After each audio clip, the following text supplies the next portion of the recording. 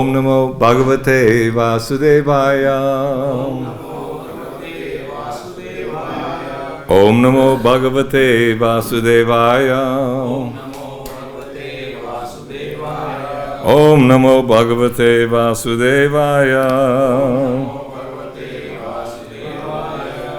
So reading from Bhagavad-Gita as it is, chapter 9, the most confidential knowledge, in text number 1. Shri Bhagavan Uvacha Idam tu te guyatamam Pravakshyam Yanasuyave Jnanam Vijnanam Sahitam Yad Kyatva Mokshashe Shubhat. Shri Bhagavan Uvacha. The Supreme Personality of Godhead said, Idam, this, tu, but, te, unto you, guyatamam, the most confidential, pravakshyami, I am speaking, anasuyave, to the non-envious, jnanam, knowledge, vijnanam, realized knowledge, sahitam, with, yat, which, gyatva, knowing, mokshase, you will be released, ashubhat, from this miserable material existence. Translation and purport by His Divine Grace Abhay Charanaravinda Bhaktivedanta Swami Srila Prabhupada Ki Jai. The Supreme Personality of Godhead said, My dear Arjuna, because you are never envious of me, I shall impart to you this most confidential knowledge and realization, knowing which you shall be relieved of the miseries of material existence. Srila Prabhupada's purport. As a devotee hears more and more about the Supreme Lord, he becomes enlightened. This hearing process is recommended in the Srimad Bhagavatam. The messages of the Supreme Personality of Godhead are full of potencies. And these potencies can be realized if topics regarding the Supreme Godhead are discussed amongst devotees. This cannot be achieved by the association of mental speculators or academic scholars, for it is realized knowledge. The devotees are constantly engaged in the Supreme Lord's service. The Lord understands the mentality and sincerity of a particular living entity who is engaged in Krishna consciousness and gives him the intelligence to understand the science of Krishna in the association of devotees.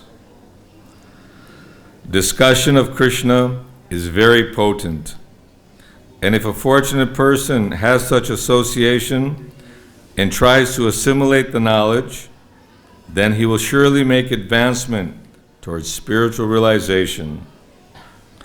Lord Krishna, in order to encourage Arjuna to higher and higher elevation in his potent service, describes in this 9th chapter matters more confidential than any he has already disclosed. The very beginning of Bhagavad-Gita, the 1st chapter, is more or less an introduction to the rest of the book. And in the 2nd and 3rd chapters, the spiritual knowledge described is called confidential. Topics discussed in the 7th and 8th chapters are specifically related to devotional service. And because they bring enlightenment in Krishna consciousness, they are called more confidential. But the matters which are described in the 9th chapter deal with unalloyed, pure devotion. Therefore, this is called the most confidential. One who is situated in the most confidential knowledge of Krishna is naturally transcendental. He therefore has no more pangs, although he is in the material world. In the Bhakti Rasamrita Sindhu, it is said that although one who has a sincere desire to render loving service to the Supreme Lord is situated in the conditional state of material existence, he is to be considered liberated. Similarly, we shall find in the Bhagavad-Gita, 10th chapter, that anyone who is engaged in that way is a liberated person. Now, this first verse has specific significance. The words idang jnanam, this knowledge, refers to pure devotional service, which consists of 9 different activities: hearing, chanting, remembering, serving, worshiping, praying, obeying, maintaining friendship, and surrendering everything. By the practice of these 9 elements of devotional service, one is elevated to spiritual consciousness, Krishna consciousness. When one's heart is thus cleared of material contamination, one can understand the science of Krishna. Simply to understand that a living entity is not material is not sufficient. That may be the beginning of spiritual realization. But one should recognize the difference between activities of the body and the spiritual activities of one who understands that he is not the body.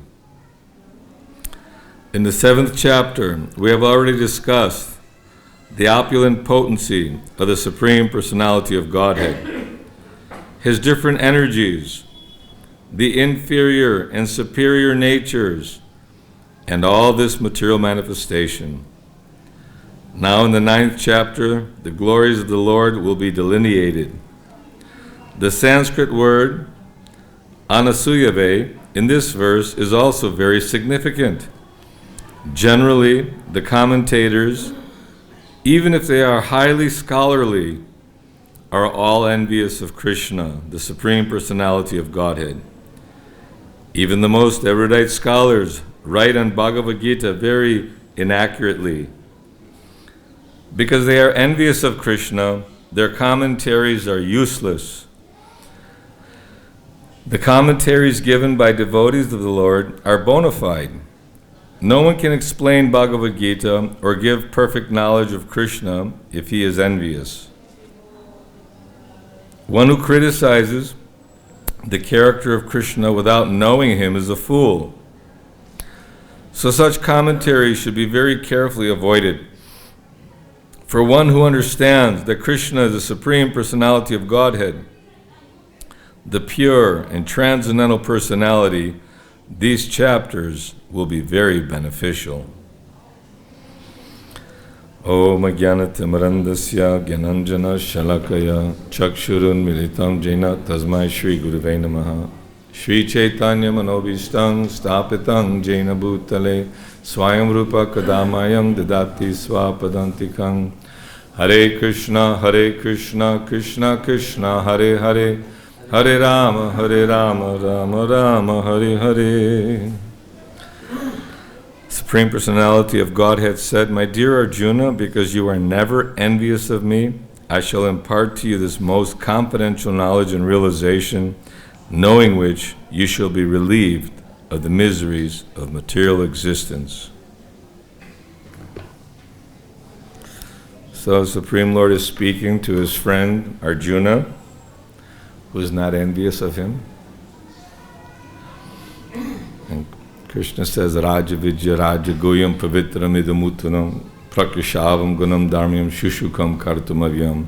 The king of education, the most secret of all secrets, its purest knowledge, perfection of religion, is everlasting, joyfully performed. So Krishna, he's revealing to Arjuna, his friend, he sees the suffering of Arjuna. Krishna is not simply some God in the sky who doesn't have feelings or cares. Just like we have feelings, naturally when you see your son or daughter hurt themselves, you feel great pain. Or you see someone suffering. We just had a whole year of intense COVID, a lot of depression. Some people experience psychological, emotional, physical pain and agony. We're included in the bunch. Many of us caught this virus, whatnot. But in the material world, that means we've caught the virus of Maya. We're on the bodily platform. And every single time we carry with us our desires, we carry with us our karma in our subtle body, false ego, intelligence. And that ego is very delicate and sensitive. If someone says something belittling and or, in a harsh way, immediately we're ready to fight or very defensive. And we see someone is doing much better in the status quo of material existence. Why he's got such a nice job, nice car, he's really making a lot of money. I'm working hard too, why I'm suffering, why I'm struggling so much. Sometimes that envy and jealousy comes out. But in this particular case, Krishna in particular is giving a criterion. He's saying, okay, there are certain prerequisites to understanding this knowledge. First of all, you have to hear it from the right source. In the translation, purport, Srila Prabhupada is emphasizing that there are many so-called scholars or philosophically minded people who don't have the proper understanding or guidance or not connected to the Guru Parampara and maybe even envious of God, and just to show off their learning, their erudition, they may take Bhagavad-Gita, the most sacred literature, and utilize it for their own purposes. Some people say it's a doctor, and Arjuna is like the patients, giving the medicine for the patients, and different ideas and different ways. Even when I was studying in the early 70s with Maharishi Mahesh Yogi, we had 6 chapters of Bhagavad-Gita, and although these were the yoga chapters and philosophy, were consciousness, cosmic consciousness, this and that, it ended after 6 chapters.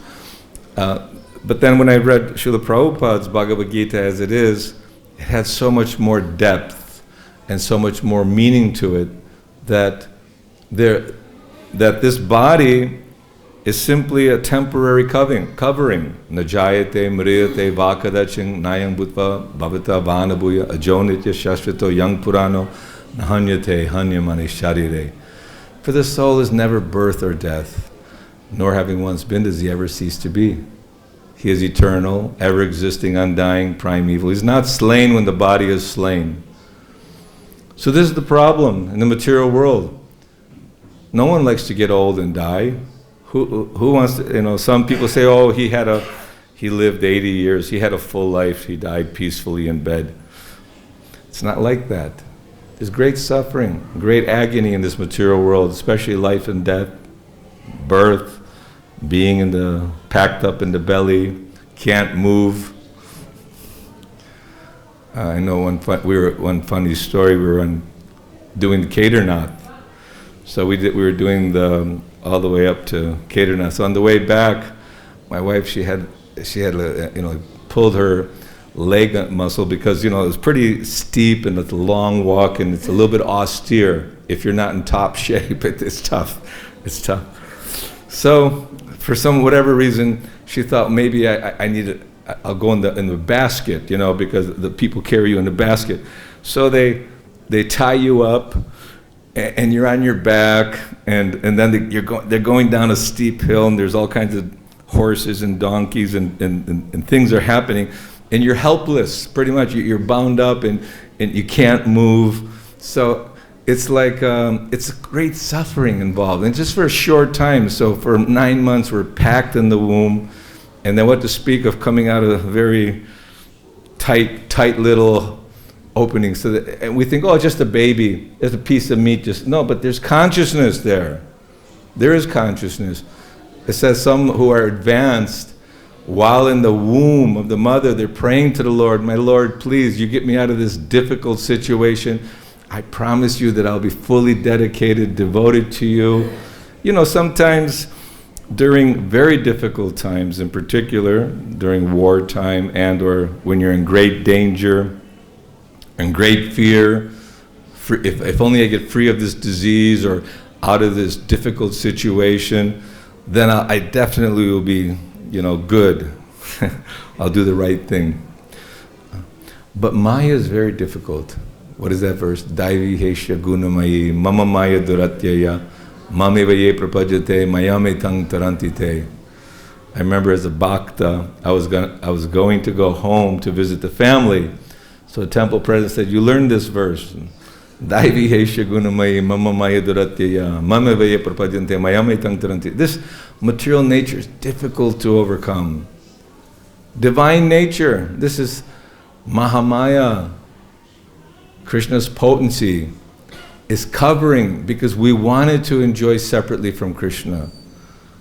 That unless we identify with this body, I have to identify with my family, my children, my nation, my community, and the books of knowledge which are given in the university. Then some people may question, what is the purpose of life? What is the goal of life? How can I be free of suffering? There must be something more. But no one knows. Maybe there's no God, we can do whatever we want. Sometimes we negate the idea that there is a God, because if there's no God, then who's going to judge us? We're free to do as we like.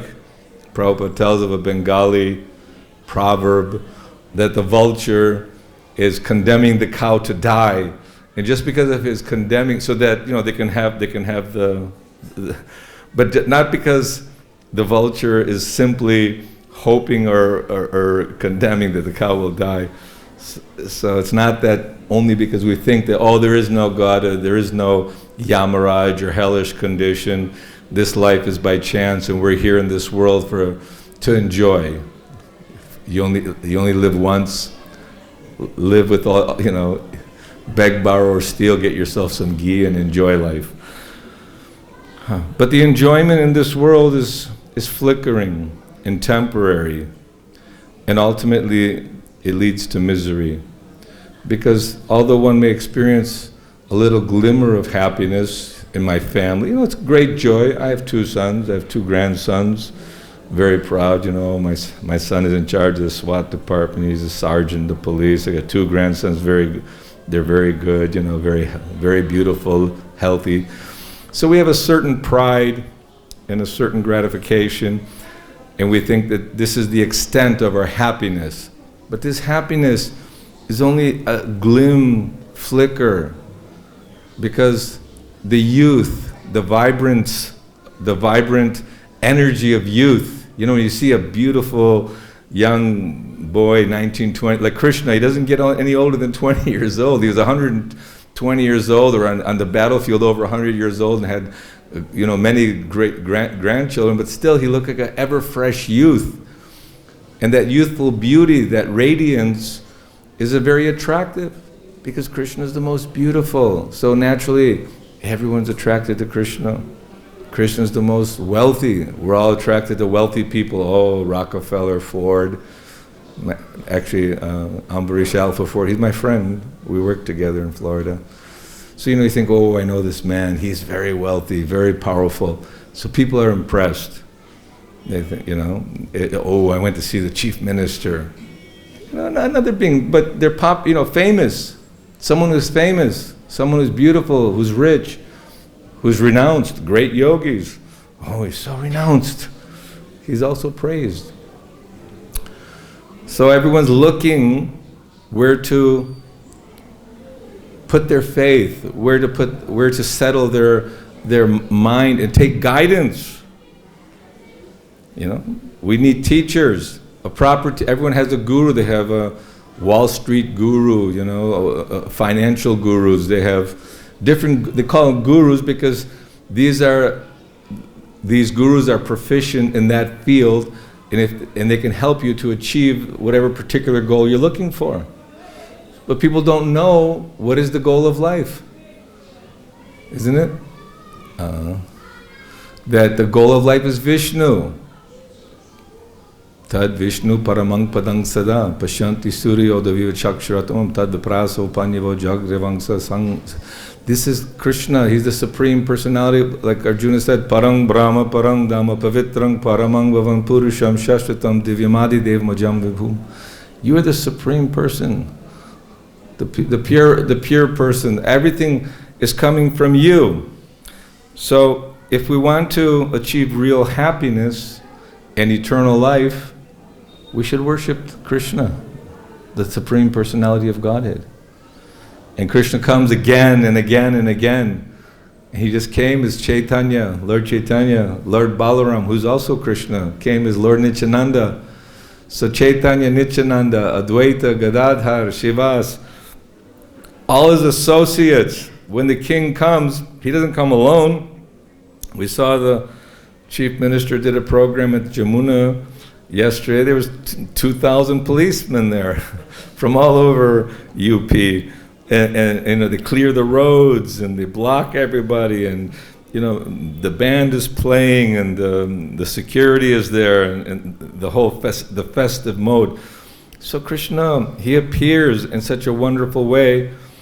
And when Krishna and Balaram came to Mathura, you know, and they were there, all the citizens were appreciating them according to the level of understanding. When Krishna was in the wrestling match, you know, some had different feelings of awe and reverence, love, parental friendship. So Krishna, he reciprocates with all of us. What is that verse?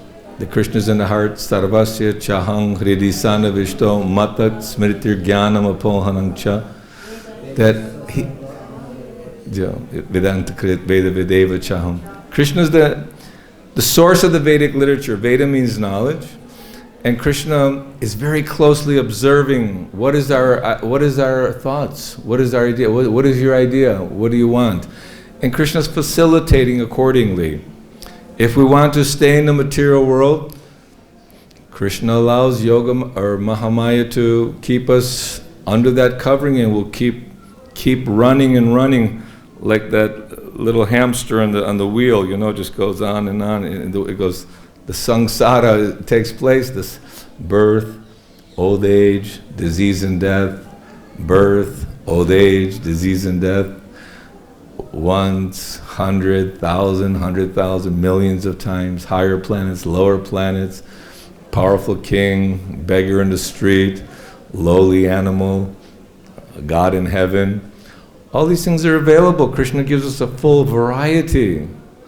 And he's guiding us. He according to our determination and enthusiasm, he gives us the intelligence, how to do it. I give you the intelligence. Then, Manushyanang sahasreshu kaschid yatati siddhaye.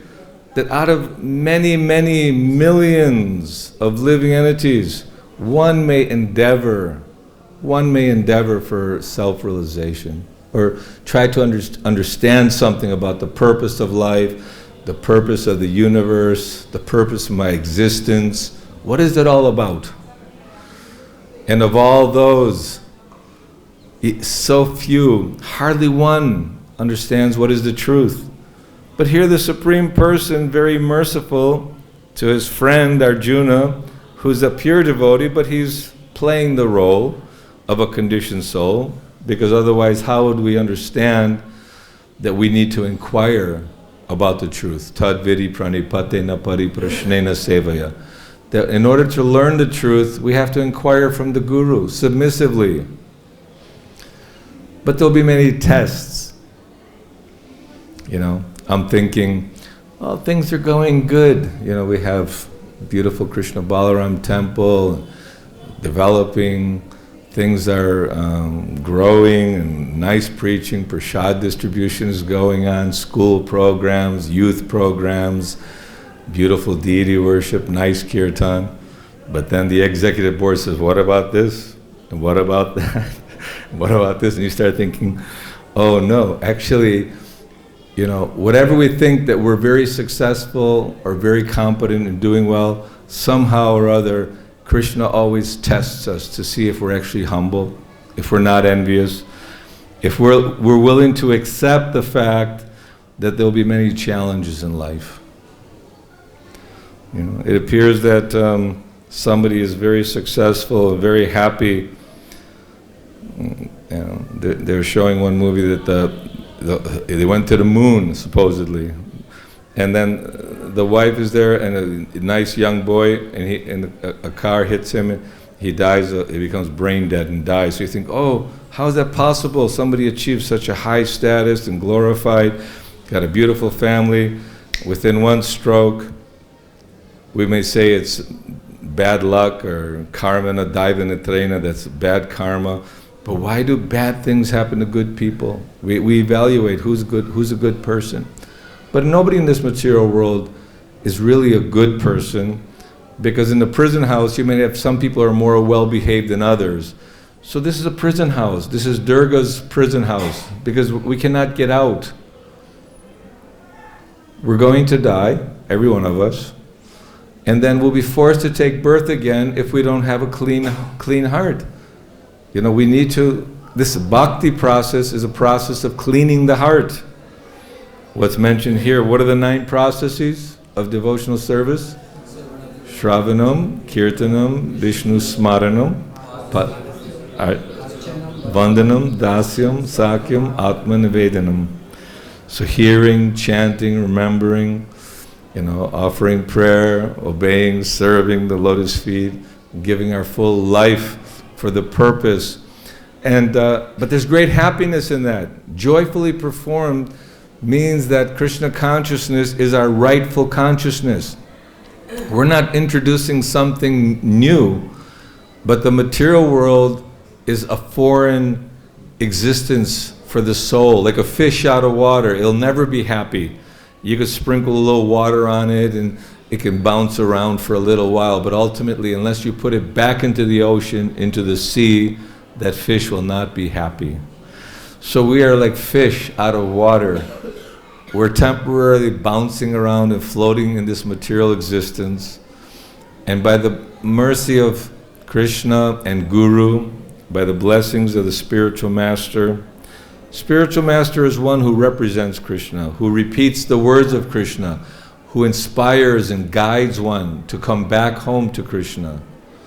It's not that he's looking for some followers to give them some money or give some praise. Oh, Guru Dev, you're everything for me.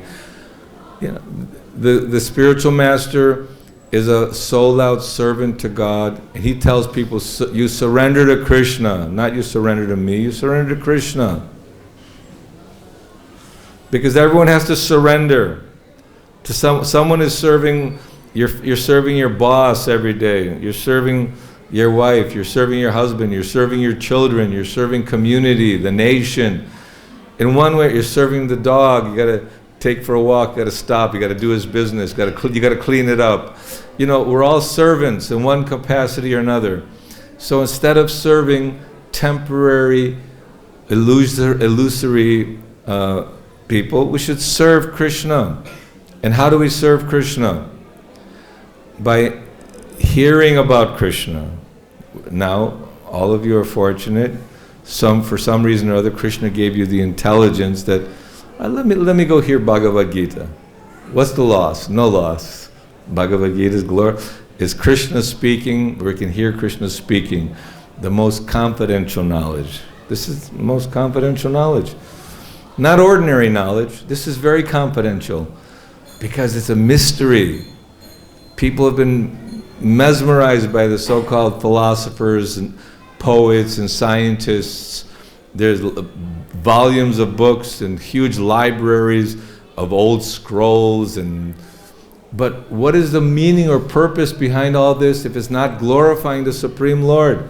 If it's not giving us the very clear map how to get out of this entrapment of material life?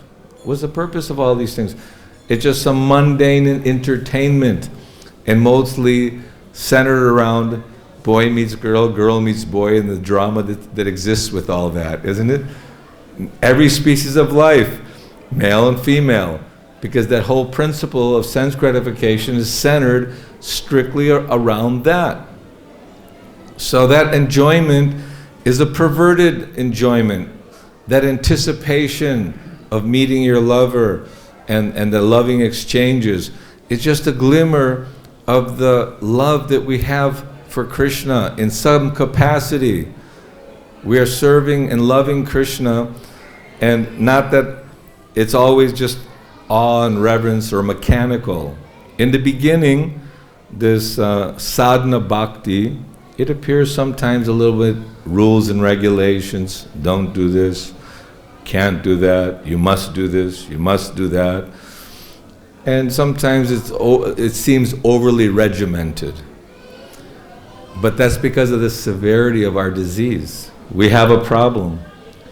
We're not naturally, spontaneously feeling the bliss of just hearing about Krishna, chanting Krishna, and following the rules and regulations, which won't increase our temperature, will not increase our fever of material existence, will not reinfect our disease. So Srila Prabhupada, after taking the essence of all the Goswamis, the Guru Parampara, all the great Acharyas, it's not that we have to also go through the regimen of becoming great Sanskrit scholars and understanding the intricacies of the deep meaning of all the previous Acharyas.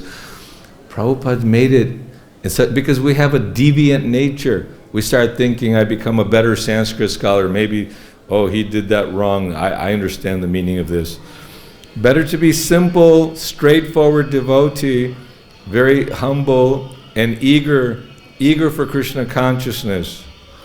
Because that utsahan nischayat daryat tat tat karma pravartanat, that enthusiasm, determination, and patience are essential. Without enthusiasm, you cannot achieve anything. Without determination, you cannot achieve anything properly, isn't it? So the patience is required. I'm good, thank you. Patience is required because when you're performing or studying, I was taking drum lessons when I was younger, and you get a set of rudiments, single stroke, double stroke, triplets, flam tap, this, that. So you learn all the different combinations of how to use, and different meters, and how to keep steady beat. So it seems very like regimented. I'm sure even if you're studying piano or studying any musical instrument, or even any of the other sports, if you're learning how to do how you say that, ice skating, dancing and twirling and backward, forward and whatnot, it all takes practice. It takes time. You fall down many times, and many times too many rudiments. But if you follow your teacher's instruction in a very regimented way, and you maintain your enthusiasm and your determination, and you keep your goal in mind, you become spontaneous. It becomes a spontaneous effect. So we have to continue rising early in the morning, taking darshan of the deities, chanting the Lord's names, hearing every day, Bhagavad class, Gita class, reading Prabhupada's books, performing our duties. Sometimes it's not sure what our duty is. I want to do this, I want to do that. In the beginning, I would go to the temple commander, what would you like me to do? We would do dishes, we would help in the cooking, help in the field, digging ditches, whatnot, or fixing the septic tanks, or go out in book distribution, or give a lecture. Many things we can do. And it's not that, oh, I can only do this. This is my identity. I'm only a pujari, or I'm only a 24-hour kirtan. No. We should be able to do anything for Krishna and willing to accept that. And sometimes difficult to find out what is best suited for us in our Krishna consciousness. And ideally, the spiritual master encourages everyone at such time, just increase your hearing, increase your chanting, increase your desire for Krishna consciousness. Attend the programs. And Krishna, if we have faith, I believe yesterday we were talking about having, like Prahlad Maharaj had faith that Krishna would protect him under difficult situations. Sometimes we don't have faith. It's like, I'm not going to jump because I'm not sure if somebody will catch me or not catch me. You know, it's like, yeah, I have faith in Krishna, but maybe I'm not worthy or I'm making a mistake. So our faith is very important, but our faith thickens as we continue following, and the clarity comes. In immaturity, a small child cannot understand the intimacy between a grown couple until they mature. So we are like unripe mangoes, but as the mango continues ripening and maturing, it becomes sweet and very tasty. So our Krishna consciousness will also get sweeter and sweeter, but there'll always be some challenges, there'll always be some tests. And why is that? Because we have to get free of all our disease, we have to get free of all our contamination, and sometimes the tests are part of the whole package to help us get strength to carry on in Krishna consciousness. So we have a lot of nectar coming in. This whole, the 9th chapter, most confidential knowledge, is very, Bhagavad-Gita is very, very wonderful.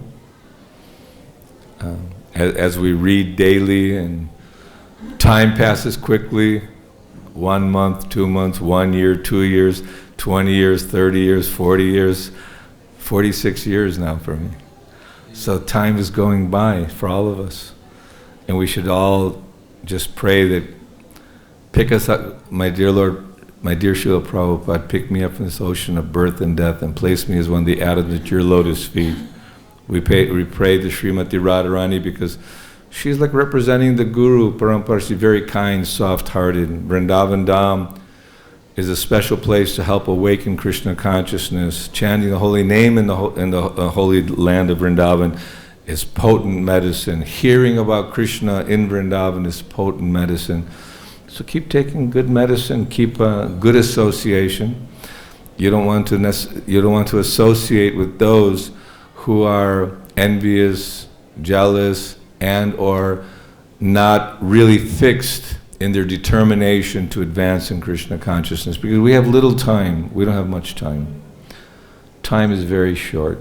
So we should utilize our energy and our time for hearing about Krishna, remembering Krishna, and serving Krishna. Okay? Hare Krishna. So I have a few minutes if there's a question or two.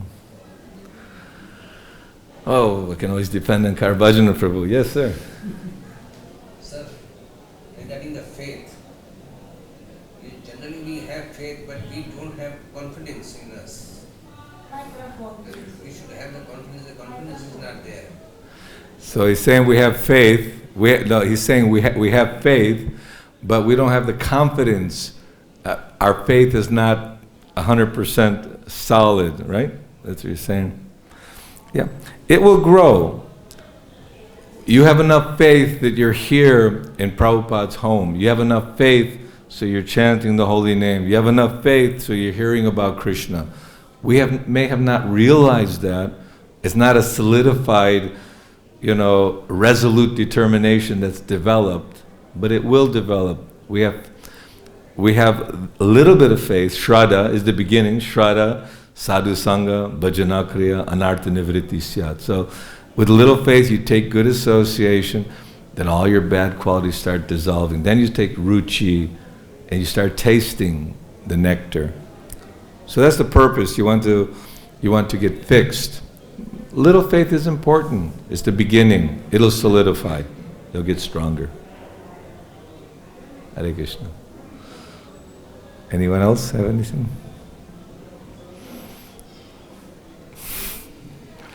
What do we do when it appears that things are very tough?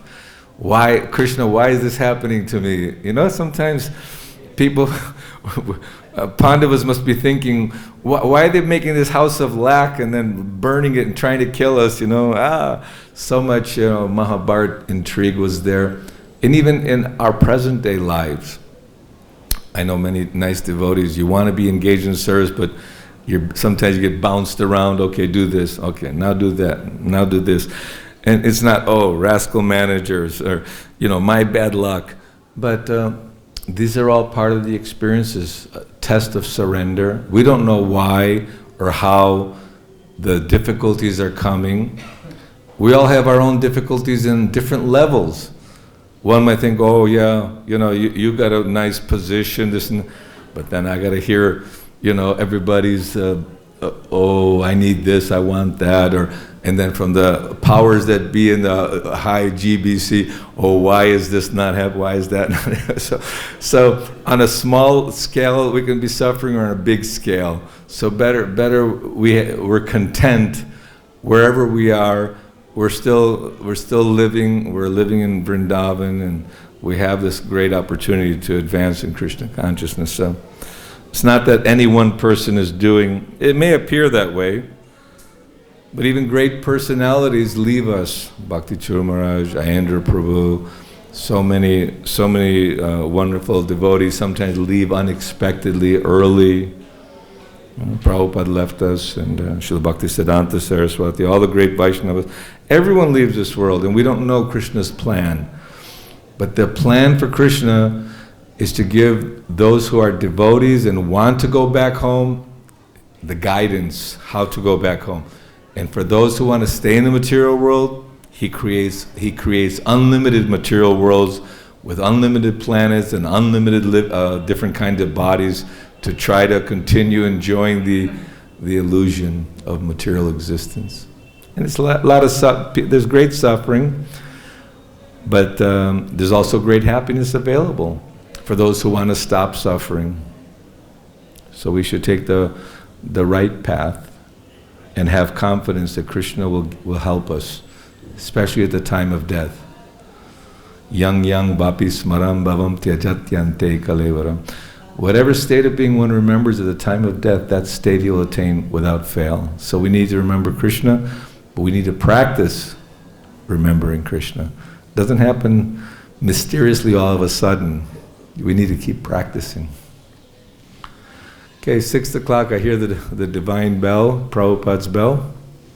Thank you very much. Srila Prabhupada ki jai. Hare Krishna, Krishna Krishna, Hare Hare, Hare Rama, Rama Ram, Hare Hare.